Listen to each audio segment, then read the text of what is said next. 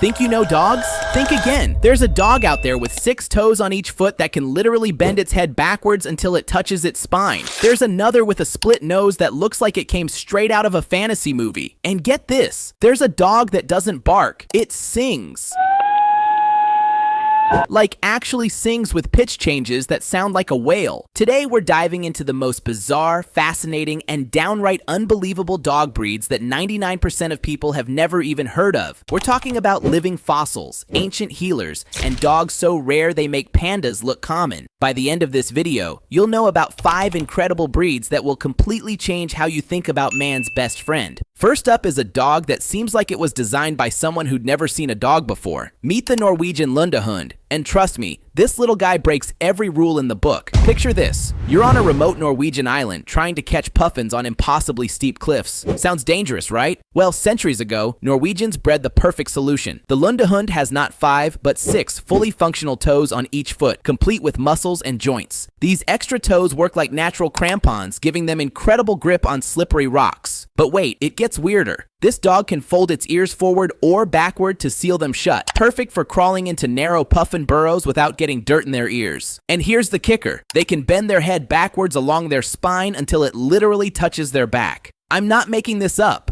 Here's where the story gets heartbreaking. These amazing adaptations that made them perfect puffin hunters, they're now killing the breed. By 1963, only 6 closely related dogs remained alive. The entire breed nearly went extinct because their job disappeared, and their extreme inbreeding led to something called Lundahun syndrome, a devastating digestive disorder. Today, there are only about 1,200 to 1,400 Lundahuns worldwide. That's fewer than the number of Starbucks locations in New York City. Scientists are now doing something controversial to save them. They're crossbreeding with other Nordic breeds to expand their gene pool. It's genetic rescue in real time, and it might be their only hope. From Norway to Turkey, where we find a dog that looks like it walked out of a fairy tale. The Cattleburn has something I bet you've never seen before, a completely split nose, like fork in the road split. In Turkish, cattle means fork and burn means nose. Turkish hunters prize these dogs because they believe the split nose gave them superior scenting abilities. Whether that's true or not, we may never know, because finding one of these dogs is like finding a needle in a haystack. But here's where it gets fascinating. In May 2025, scientists made a breakthrough. They discovered that the split nose is caused by a mutation in something called the PDGFRA gene. This same gene is involved in human birth defects like cleft palate. So studying this incredibly rare Turkish dog might actually help us understand and treat human conditions. Talk about unexpected connections. This obscure hunting dog from southern Turkey might hold keys to medical breakthroughs. If that's not worth preserving, I don't know what is. The sad reality, even in Turkey, Cattleburns are vanishingly rare. Outside Turkey, good luck. You're more likely to spot Bigfoot. Now, let's travel to the misty highlands of Papua New Guinea, where we find what scientists call a living fossil, the New Guinea Singing Dog.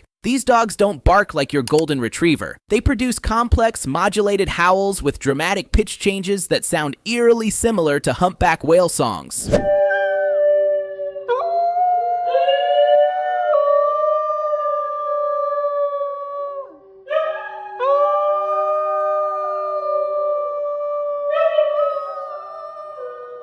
When a group gets together, they create haunting choruses, each dog hitting different notes like some kind of wild symphony orchestra. But the singing is just the beginning. These dogs can climb trees like cats, have joints so flexible they'd make a yoga instructor jealous, and their eyes glow bright green in low light. They're basically the Swiss Army knife of the dog world. Here's the incredible part. Scientists thought they were extinct in the wild since the 1970s. Then, in 2016, researchers found wild populations still living in the remote highlands. DNA testing in 2020 proved these wild dogs were almost genetically identical to the captive population. It was like discovering living dinosaurs. But there's a catch. The captive population, only about 200 to 300 dogs worldwide, came from just 8 founders. That's an incredibly small gene pool. The good news? The wild discovery offers hope for genetic rescue, just like with the Lundahun. Speaking of endangered, let's talk about a dog that's literally rarer than a giant panda. The Otterhound is a shaggy, lovable giant that that was once essential to medieval England. These dogs were so good at hunting otters that they nearly made their prey extinct. When otter hunting was banned in 1979, the otterhound became a victim of its own success. Today, there are fewer than 800 otterhounds worldwide. To put that in perspective, there are about 1,864 giant pandas in the wild. Yeah, you're more likely to see a panda than an otterhound. What's heartbreaking is how tight-knit the otterhound community is. Every owner knows about every other otterhound in the world. When one dies,